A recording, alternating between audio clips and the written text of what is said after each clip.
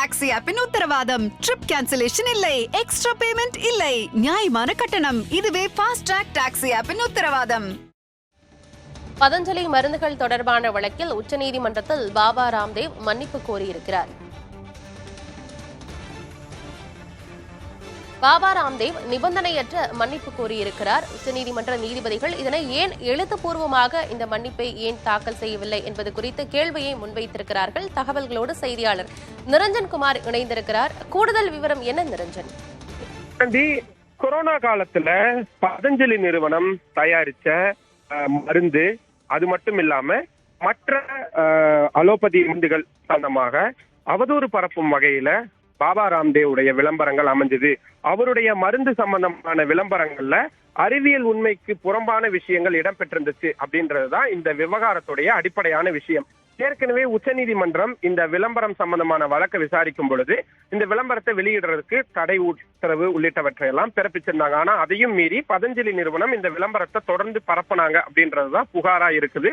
இதுல நேரில் ஆஜராகி இன்னைக்கு விளக்கம் அளிக்கணும்னு பாபா ராம்தேவ் மற்றும் பதஞ்சலி நிறுவனத்துடைய அதை உருவாக்குனவரான பாலகிருஷ்ணா அவர்கள் இருவரும் நேரில் ஆஜராகணும்னு உத்தரவு பிறப்பிக்கப்பட்டது. இன்னைக்கு அந்த உத்தரவின் அடிப்படையில நேரில் ஆஜராகி இருந்த போது நீதிபதிகள் கடுமையான வார்த்தை பிரயோகங்களை பயன்படுத்தி இருக்கிறாங்க. குறிப்பா நீதிமன்றம் சொல்லியும் கூட நீங்க இந்த தடை உத்தரவை மீறி இருக்கிறீங்க, இது கடுமையான நீதிமன்ற அவமதிப்பு அப்படின்ற ஒரு விஷயத்த சொன்னாங்க. அப்போ பாபா ராம்தேவ் சார்பில் நாங்க நிபந்தனையற்ற மன்னிப்பு கேட்கிறோம் அப்படின்ற ஒரு விஷயத்த சொன்னாங்க. ஆனா உங்களுடைய மன்னிப்பை நாங்க ஏற்க மறுக்கிறோம், நீங்க இதை எழுத்துப்பூர்வமா தாக்கல் செஞ்சிருக்கணும். குறிப்பா நீங்க இந்த நீதிமன்ற உத்தரவை மீறினதுக்கு எதிராக உங்களுக்கு எதிராக ஏன் நாங்க நடவடிக்கை எடுக்க கூடாது அப்படின்றது சம்பந்தமான, அதாவது சோகாஸ் நோட்டீஸ் ஏன் நாங்க உங்களுக்கு எதிராக பிறப்பிக்க கூடாது அப்படின்றதுக்கான விளக்கம் அளிக்கணும். அதே நேரத்துல நீங்க பண்ண இந்த விளம்பரத்துல என்ன முகாந்திரம் இருக்கு போன்ற விவரங்கள் எல்லாத்தையுமே நீங்க தனித்தனியா தாக்கல் செஞ்சிருக்கணும் அப்படின்ற ஒரு விஷயத்த சொன்னாங்க. தொடர்ந்து பாபா ராம்தேவ் சார்பில் நேரில் ஆஜராகி அவரு விளக்கங்களை அளிச்சிட்டு இருக்கிறாரு.